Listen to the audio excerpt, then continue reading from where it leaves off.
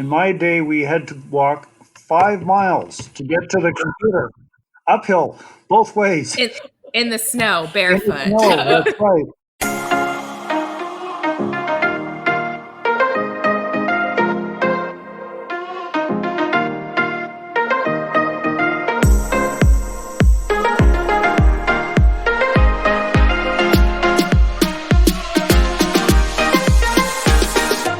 Hi, everybody. Welcome into Literary Lushes. We're your hosts, Samantha and Megan. And today we are going to be talking about the second book in the Bobiverse series, For We Are Many, written by Dennis E. Taylor. And we are so thrilled to say that Dennis agreed to join us for a second time. Yay! To talk to us. We first chatted with Dennis about the first book in the Bobiverse series, We Are Legion, We Are Bob, on our 4th episode, which aired October 17th, 2019. So we want to say welcome back, Dennis. Yes, welcome. Thank you. And as always, we have a fancy cocktail to go along with our chat today. And Megan, do you want to tell everybody about our drink? It's really good. It was a whiskey-based drink, and we kind of changed the name of it to fit the theme of the book. And of course, it's like space. Space Bob. Space Bob. I knew it was space, and then there was Bob somewhere. I didn't realize it was that easy. Yeah. It's a Space Bob cocktail. It has a little bit of orange juice. It has a little bit of coconut water, so it's hydrating. And definitely whiskey. Mm-hmm. It was pretty good. And the drink was inspired by the whiskey distillery that Howard and Bridget start. So we went from coffee to whiskey, Dennis. Okay. And I have a bottle of sherry here just in case I need fortification. Oh, awesome. Yeah.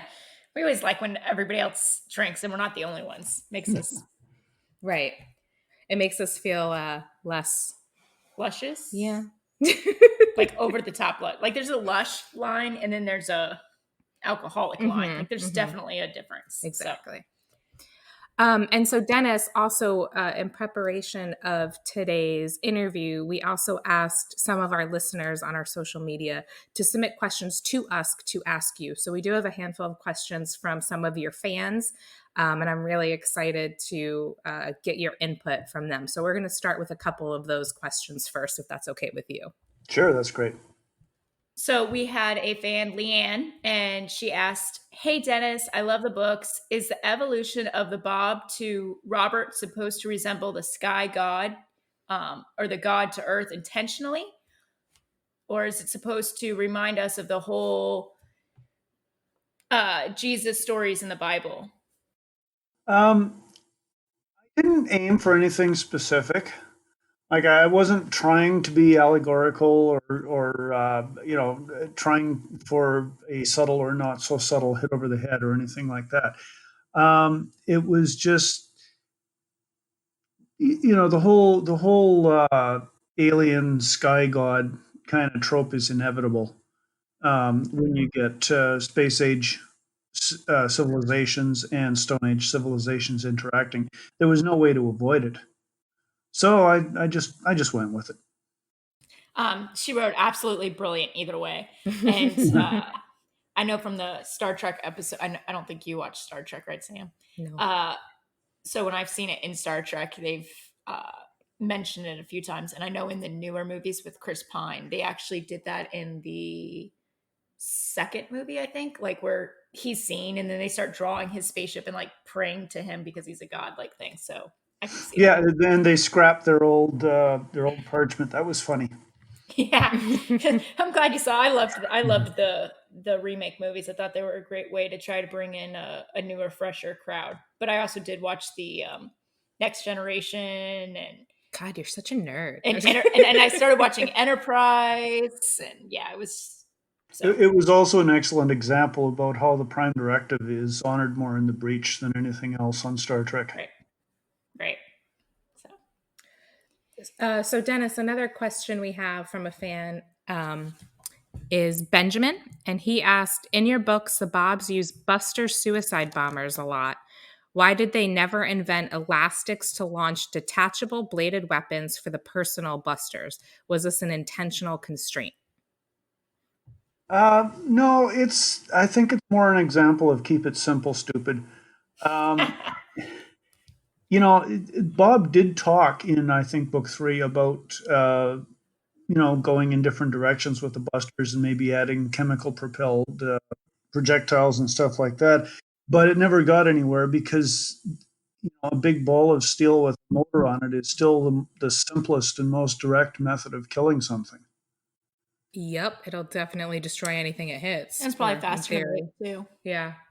when you're replicating a lot of them. And Yeah, and once you've got a replication system going, you shove metal in one end and busters pop out the other end. The simpler the design, the faster they pop out.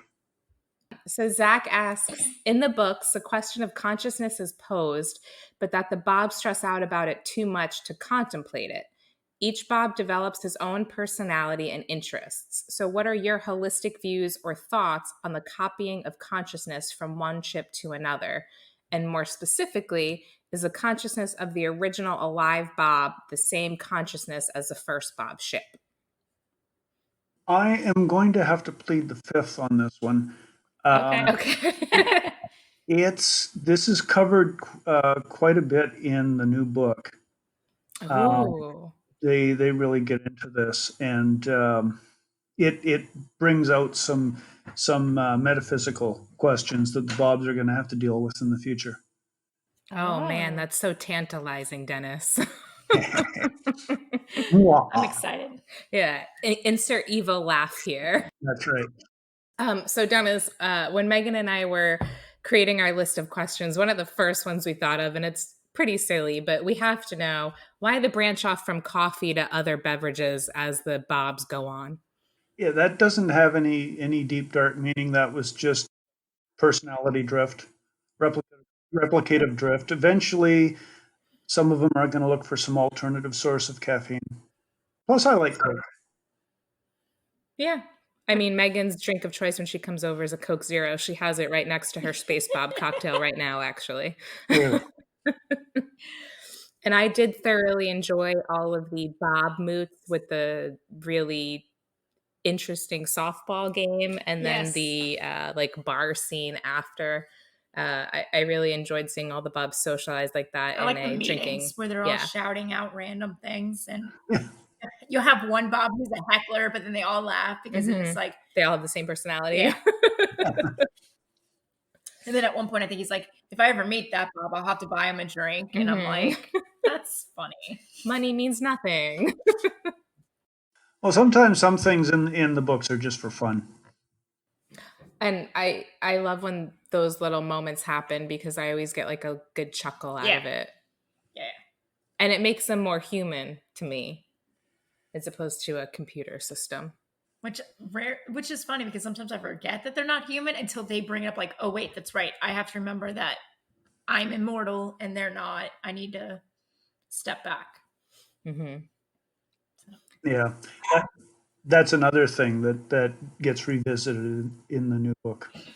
Oh, you're killing us, Dennis. Killing us. I'm very excited.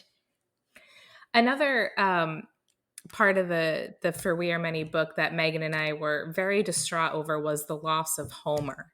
Was that something that you knew was going to happen early on in the writing process?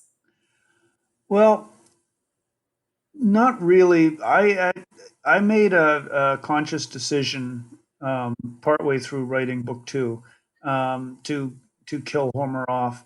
Um,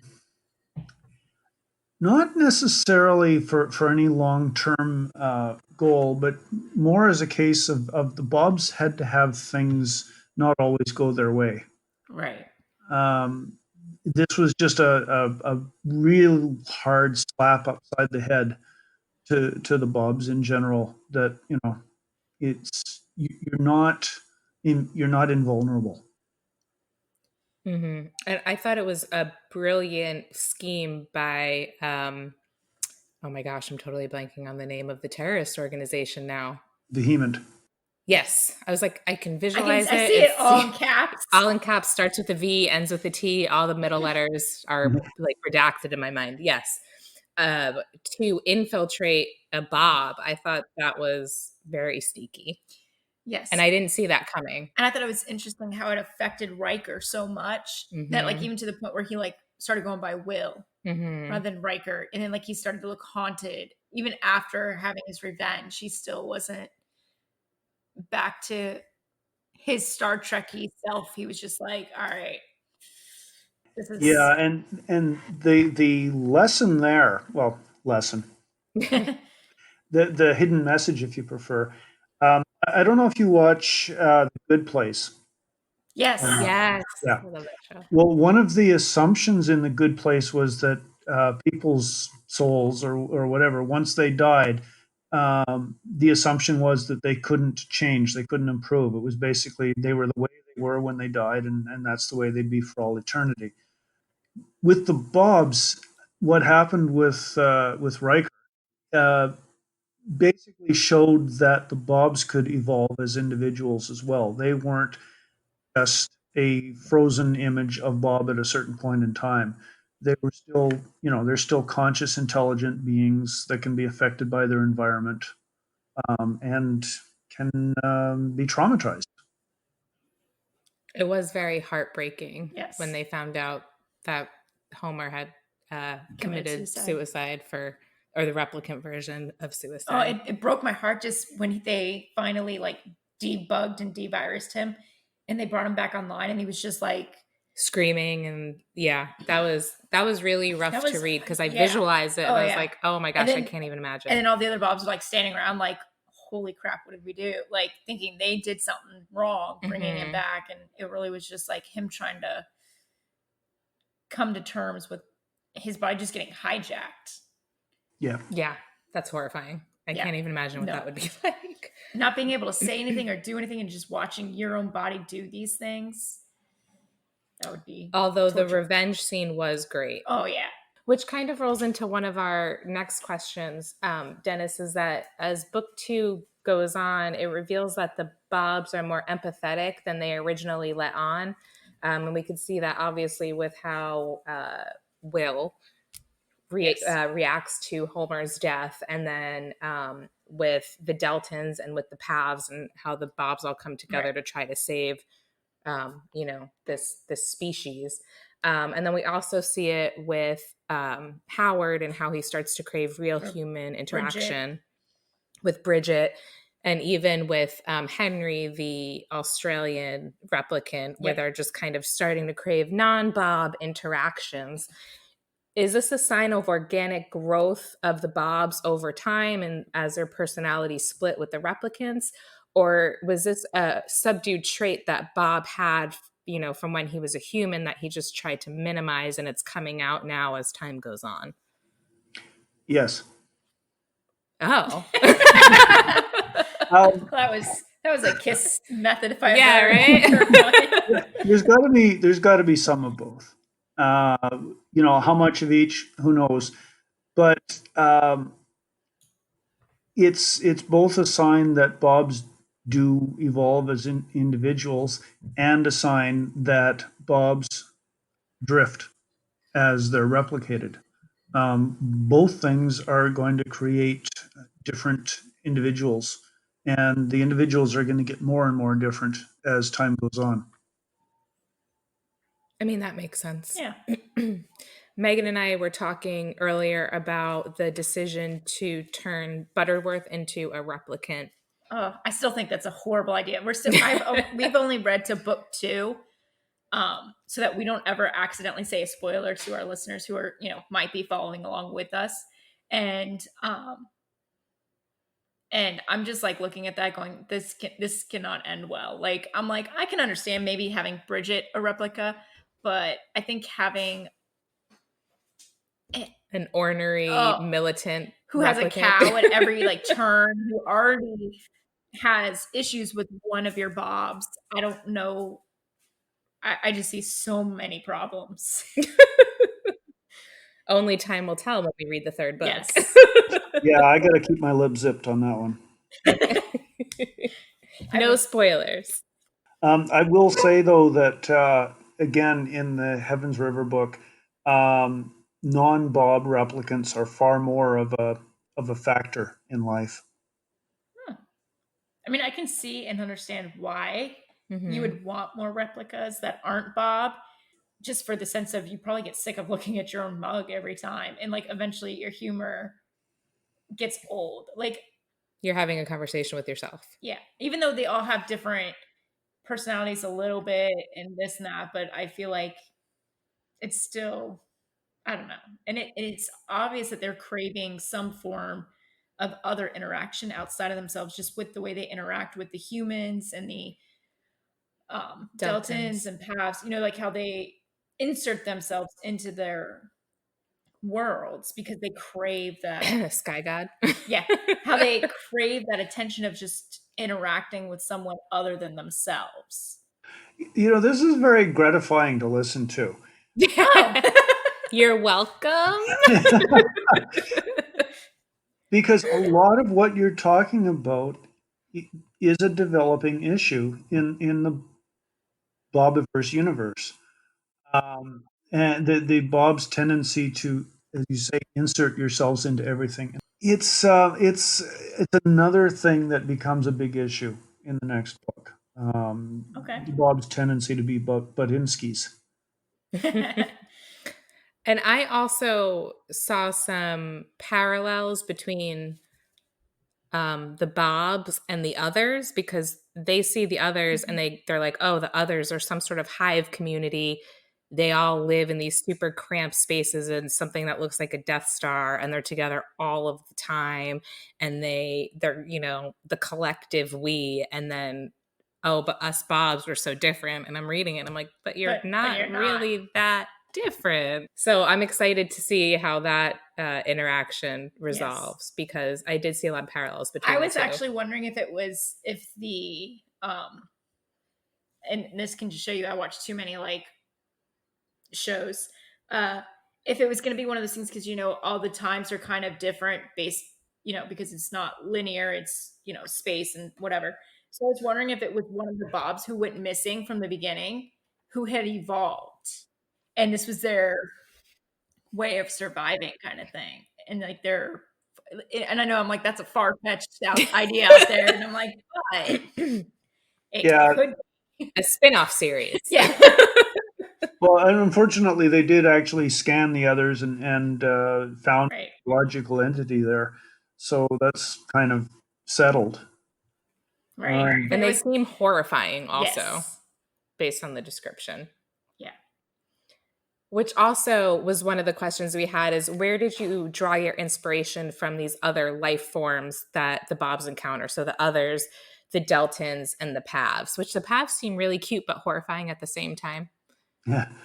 Well, the others are based on a type of sea slug, actually.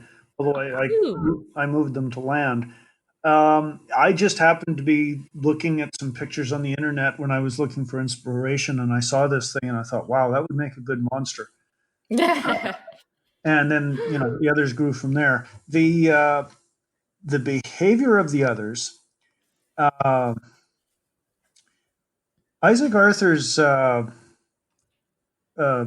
YouTube channel, he talks about things like whether or not aliens would be likely to invade or wipe out other races and stuff like this. And it's all based on logic. Logically they shouldn't do this. Logically they should do that. So when I was creating the others, I had to come up with a way to justify their behavior that wasn't just a case of them being two-dimensional evil guys. Mm-hmm. Right. Bad because we're written that way. So they had a biological imperative that forced them into certain styles of behavior. And I don't think that that's something that Isaac's ever directly dealt with, is the idea that a species might have certain behavior patterns that are written right into their genes so that they can't help themselves. I mean, that is a very interesting question to pose, is whether certain species do things just because they really, truly, honestly can't help it. Yeah. The Pav are based on the characters from The Lion King, honestly. Aww. I can't remember. Is it Boompa? Timon. There's Timon. Pumbaa is the boar, and The Timon boar, is the yeah. meerkat. Timon, yeah. And the Deltans just grew organically. I just started with generic alien natives and then added detail as I went. I thought it was neat how Bob was trying to have the android look like them, and Archimedes was like, your fur is too symmetrical. Like, And you smell like a robot. And they're like, we can spot you a mile away. So then he goes back and he looks at us now. He's like, yeah, it's better, but it's very plain. And he goes, but I've seen plain around. You just won't go noticed. You'll be forgotten. You won't be memorable. And I'm like, dang, burn Archimedes. He's sassy as he gets older. I mean, it helped Bob out a lot, but I was like, people notice like fur patterns. Like, that's pretty. I mean, we notice like eyebrows and hairstyles. So yeah, fur pattern. I get it. Yeah, I just thought it was funny. I thought the smell was funny. Yeah, like I stayed downwind. Yeah. From you. I did enjoy that interplay as how Archimedes gets older. He's like, oh, how you humans say, and Yeah. Oh yeah, the attitude. The thing is, if you try to think about how aliens would behave and how aliens would think and how aliens would act, it has to be logical. If they're individuals, they have to be able to recognize each other. They have to have communications and so on and so forth. Inevitably, they're going to have personalities. At least I think so. I would hope so. Yeah. It just everything I did with the PAV and with the Deltans was just based on making a couple of assumptions and then saying, well, what would happen from there? And I did like how Archimedes' wife just really detested Bob. And how he just couldn't bring himself to make himself known, even after years and years and years, because he knew that she would just go ballistic. I did respect Bob in the sense, like, he didn't like her, she didn't like him, but they both like had a mutual love for Archimedes that they would stand each other long enough. And then Bob be like, listen, I'm not going to put her through more, annoyance. I'm just going to leave. Like, he could have easily been like, nah, babe, I'm going to sit here and just stay anyways. I don't care if you don't like me. But he was like, I'll give her a chance to relax. And then, when she was, older, he's like, I can't wait for her to die. And he's like, I feel guilty for saying that. Like, and then he even went to her funeral to be there for his friend. And I liked his exchange with the medicine women too. Oh yeah. I could see that too. I'm imagining the little old lady from Moana yelling at him. I mean, you could see that happening on Earth, right? Where like a doctor in a third world country is arguing with, the shaman or whoever about Western medicine versus, like, whatever. Don't take a picture, you'll steal our soul kind of thing. You're like, no, that's not how that works. Yeah. That's the only example I can give because I'm not a doctor, so I can't. Or like using like elephant tusks to like cure wounds, like the ground up ivory or something like that. Yeah. Not boiling water to use it and stuff. Yeah. Groundbreaking stuff, Dennis, Yeah. Yeah, but if you think about how simple some of the discoveries that humans have made in order to improve medicine, like simple things like cleaning the wound and disinfecting the water and stuff like that. I mean, it's a huge result for a small action, and Bob would know about it, and he would want to get the Deltons doing it. Right. Which brings up the philosophical question of whether he's actually doing a good thing, because like they mentioned in the book, every time they try to help, they create unintended consequences that hurt the Deltons. And then they have to solve that issue. And then when they solve that issue, they, the butterfly effect. And so is it better to just sit back and watch? But if he did sit back and watch in the first book, they would have just been, extinct because he saw where it was going. And if he would have just sat back, at least this way it gives them a slight chance. Like, yeah, I get what he's, I probably would have been the same way. Oh yeah. But I'm also a nosy Peabody who butts in, so I kind of understand. Well, not all decisions are easy, and very few decisions are black and white. Everything has Right. consequences. Everything has downsides. Um, you either make decisions or you're scared to move and you never do anything. And Bob even did say during one of the meetings, he was like, listen, I asked you guys, why did you leave this place? And no one could tell me why. So in, logic thinking, it made sense to go back to where you had the flint to make the Mm-hmm. weapons. It Hmm. makes sense. And then he goes, you didn't know, so how could I know? And so he wasn't claiming, he wasn't coming down saying, I'm your all-knowing God. He was just saying, I know some things to make some things better. He, Yeah. which he was completely saying, I did not foresee this and I will try to fix it for you and help you in any way I can. Although when they were trying to figure out what was attacking the Deltans and they were gathering intel, I'm like, oh my god, it's Predator. Nerd. That's the first thing I thought of. Predator with wings, the new batch. Yeah, there we go. Even more horrifying. So, Dennis, another trend we saw in the book is that as the Bobs replicate, the later generations seem more unwilling to help the humans leave Earth and repopulate new systems. And there's a growing trend to refer to them as oh my god, now I just butchered the word. Why do you think I let you ask that question and not me? Ephemerals. There we go. Um, and I know, it's mentioned a couple times in the book, and they're trying to squash that habit. But at the end of the day, you can't force anybody to do what And it had been to do because they they don't spent want so to do. much time with the humans that at that point they're like, I'm done. I don't want to deal with these people anymore. Right. So is that split of thought indicative of an inherent conflict within the Bob's consciousness? Or is it kind of tied to what we talked about earlier, that as the replicants continue to replicate, each one has its own personality and makes that decision for himself?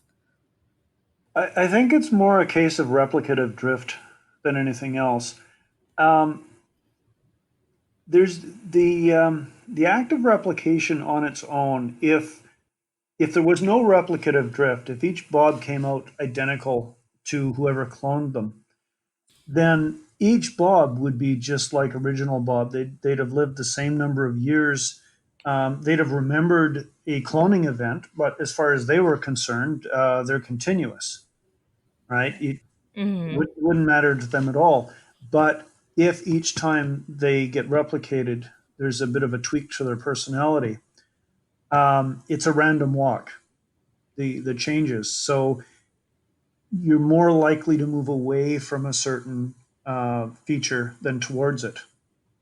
You're more likely to become, less willing to deal with the humans rather than more willing, because they're already about as willing. The elder Bobs are about as willing to deal with humans as you can get. So you can't get more willing; you can only get less willing. Gotcha. That makes sense. And it did blow my mind when Howard was talking to, I think it was Bridget and not Stefan.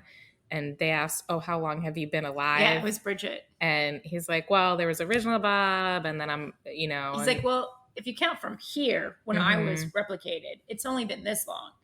But if you add in this person's time plus this person's time plus this person's time, and then if you're even counting from before my death, Mhm. like, Which Yeah, the whole book, but to see it written out like yeah, it's that, like, wow, that's yeah. a lot. yeah, and that's exactly how Howard remembers it. Right. Which is crazy to think about. Like, you wake up and you have the collective consciousness of four other beings, for, lack of a better term, and four lifetimes, and you're a minute old. Kind of crazy. Yeah, but like I said, as far as he's concerned, it's not four other people. It's just him. It's just Right. a straight line. So I don't know if you can actually even answer this without like giving stuff away, but what are your thoughts on the consciousness decision to make replicants that are non-Bobs? Well, all I can say at this point, without getting spoilerish, is that it gets dealt with a lot more uh, explicitly in the next book. There are there are non-Bob replicants. In fact, there's one non-Bob replicant who's quite an important part of the story. Um, and they also go into why nobody wants to become a Bob or replicated into a spaceship. Um, yeah, I you're just figured. gonna have, you're gonna have to I read the figured that was next going to book. be a tough question. So then this is mine while I was reading, which is one of those random thoughts that I had while I was reading, which is, we'll just show you how weird I think. Do you actually you personally own a 3D printer? Not yet. Yeah, I don't own a 3D printer yet because I think that they would be an incredible time sucker. Uh, Oh my gosh. and I Have you already, seen some of the stuff you can make with them? yeah, You that's can the make problem. anything. That's the Oh. problem. I already have enough time sucking hobbies. If I buy a 3D printer, I'll never write another thing. Oh, well then, I'm sure your friends will say, Yeah. stay away from that. Yeah, we're putting it on the ban list, Dennis. Yeah, yeah, I think I have to. No, now the 3D printers now are nowhere near what they'd need to be to do what they do in the Bobiverse because you have to be able to lay down elements at just about single atom levels, and we're nowhere near that. But one day, hopefully. I think so. I Hopefully. mean, I think it's just an engineering problem. That and multiple elements. I mean, there was a time when you couldn't print colors with a printer. I mean, I remember the original line printers. You know, Yes. Hmm. that zzz, zzz sound as they go Actually, back and forth, yeah, I and it remember those. just And with black. the paper that would come out. And Yeah, then you'd smear the ink if you Oh, pulled it out too soon. Yeah. and then you had to rip off the sides that had the little. They're oh paper yeah, reams. So anybody listening to this under the age of 30 is gonna be like, "What the heck are you Yeah, all talking Google about?" it. yeah. But like I say, it's just an engineering problem. Multiple elements, finer control of depositing the elements. Eventually, you can print circuit boards. Now, one of the things in the Bobiverse books is that although I quite often save time by you push in metal at one end and something pops out the other end, but in fact that's not what happens. Like when they're building the colony ships, they don't just print a colony ship; they print the parts, and then they have to assemble the colony ship because the printers are only so big, right? So if you had those kinds of 3D printers, sure, you could print your own laser printer, for instance, or something like that if you had a big enough printer. But if you didn't, you'd have to print the parts and then assemble them. So there's still some labor involved. And Dennis, I know when we were trying to schedule our interview with you, you said that it's still snowboarding season for you, right? Oh my It god. is. Yep. I was up there this morning. Oh, that's awesome. I used to ski, but I've never snowboarded. I feel It's like I would fall on my face. I did a lot. I found snowboarding a lot more difficult than skiing. That's what I've heard. But that's also because I'm special and I don't like my feet being like one. Although it's a lot safer for you because like if you fall, your knee's not going to bend the wrong way. Where it's Well, at yeah. least them twisted and whatever. But I had to tell you the biggest advantage that snowboarding has over skiing: ski boots. Yes. yes, They are an invention of the devil. I used to enviously look at all the snowboarders and like their sneakers as opposed to my ski boots, and I felt like I was going to tumble down the stairs trying to walk into the lodge because they were just so awkward. Oh yeah, you can hear skiers coming. They sound like Frankenstein's monster. Clunk, Yeah.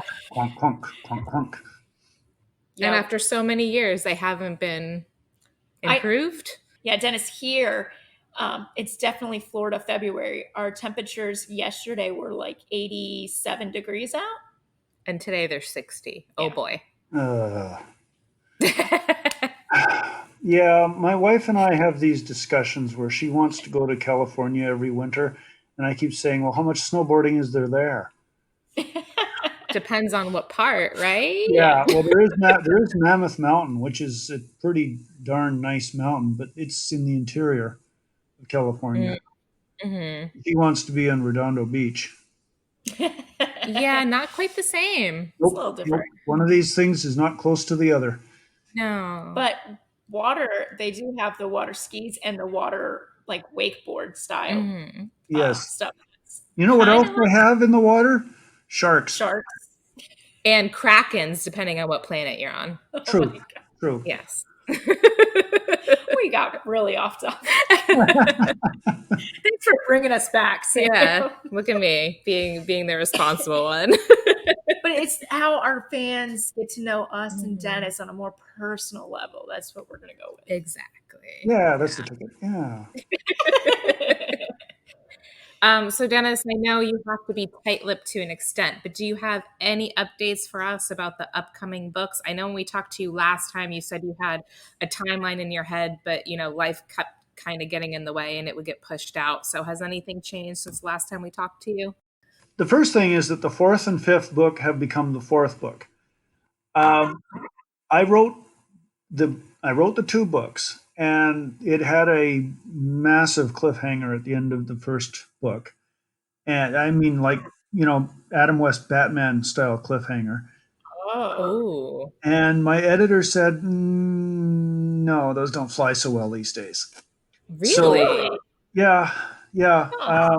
Even with authors who are able to get away with it, there's a certain amount of verbal abuse. Um, Social so media. yeah, yeah. So he suggested we combine them into one double wide book. So that's what we've done. So it's now book four of the Bobiverse. Okay. So do you think there will be a fifth book at some point? Oh sure, and a tenth. I've got lots of ideas. I mean, really, You have it's unlimited infinite. time. Yeah. Yeah. Yeah, Hmm. yeah, and I have a mortgage to pay, so There you go. I mean, it's If an that's added motivation bonus. enough. Yeah. So do you have a release date for the fourth book? summer. Oh wow. Uh, Oh, it's a little up in the air right now because of Ray Porter's time. He's apparently been booked absolutely solid for the next several months, and we have to find a way to squeeze the book in there. But that's really what it comes down to. Other than that, it's just production. oh, that's so exciting. That's awesome. And Dennis, last time we talked to you, also, I think we were just on the eve of the 18-month contract that you had signed for the potential for there to be some sort of film version of the Bobiverse. Are there any updates with that you can share? Well, they renewed the contract in September, paid me more money, and got another 18 months. But other than that, no news. No news. Well, no news is good news, and the fact that they renewed it is good Yeah. news. Well, the fact that they renewed it is the big thing. I don't think they would have done that if it was just drifting along in limbo. But my agent keeps reminding me that Hollywood simply will not talk to you until they have a completed project. But fun fact, Samantha and I are completely willing to be I'll play extras. Guppy. I'm like, I'll be an extra. I'll just stand there. That's fine. But I'll be some kind of doctor, nurse, or something. I'll wear Just full prosthetic you know, and be Guppy. Admiral Akbar. Yeah. Yeah, well, Guppy's problematic, of course, unless we get signed up by Disney. Right. Yeah. I mean, it Well, could be slightly different enough, Disney right? signs up everybody nowadays, or like take over Yeah. everything. So they might. They might. Yeah, I mean, it's not impossible that, it could be with Disney or Netflix or Amazon Prime, but Could be a who Disney knows? Plus. Or it could just be a really generic looking fish person. Well, that's what'll happen if we don't get signed up by Disney. Yeah, he'll look like a guppy. He'll probably look like the fish sidekick in Chicken Little. Okay. Aww. Well, I'm on board, Dennis, if you can't find anybody to fill that role. Seems like I will look like a guppy. I will look like a fish. Meanwhile, I'm over here. I'll be a sidekick who just doesn't say anything and stands in the back corner for one episode. I just really want to say the sarcastic comments that Bob never knows are intentional or not. I feel like that's something I would do in real life. So Yeah. I would be able to live my dream. You are living your dream. I am. That's very true. You get to read books and drink.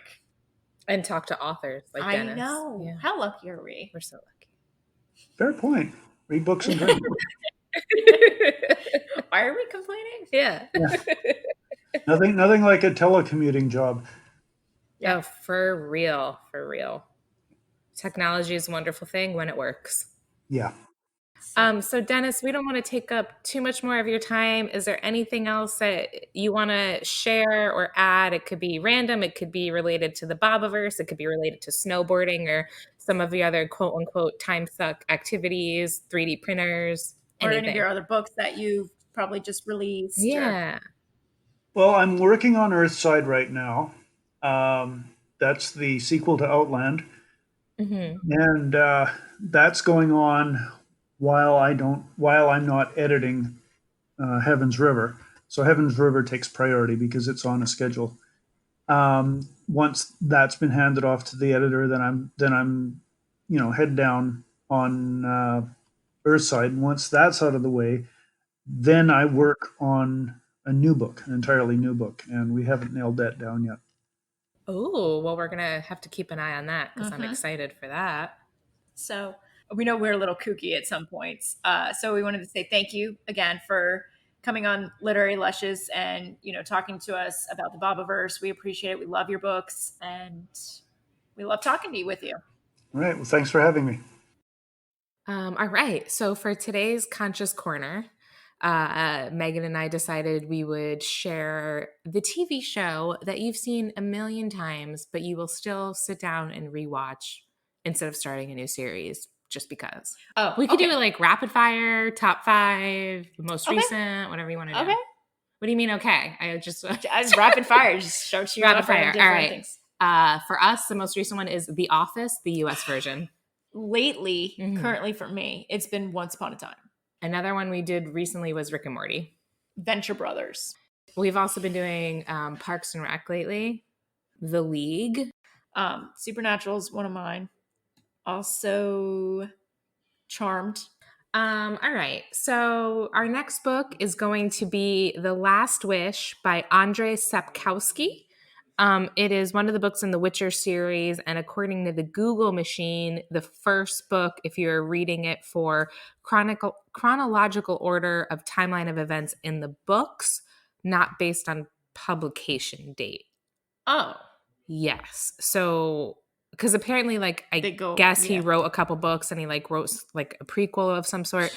So based on the research I did, and I looked at multiple websites, so if I'm wrong, I apologize, but apparently this is the first one if you want to read it in chronological time period.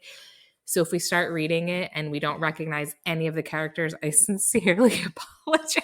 It'll be fun. This is gonna be great. We'll just fucking wing it. And the next episode is going to go up on March 19th. So as we like to say,